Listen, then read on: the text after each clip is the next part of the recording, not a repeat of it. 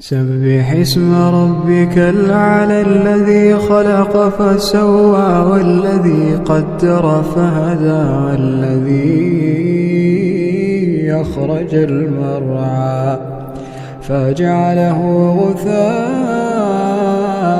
نحوا سنقرئك فلا تنسى إلا ما شاء الله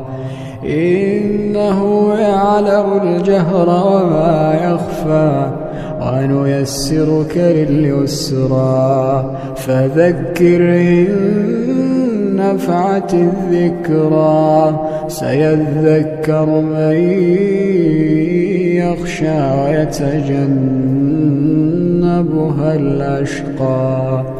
الأشقى الذي يصلى النار الكبرى ثم لا يموت فيها ولا يحيا قد أفلح من تزكى ذكر اسم ربه فصلى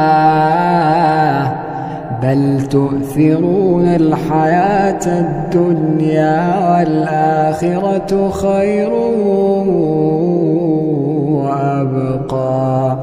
إن هذا لفي الصحف الأولى صحف إبراهيم وموسى.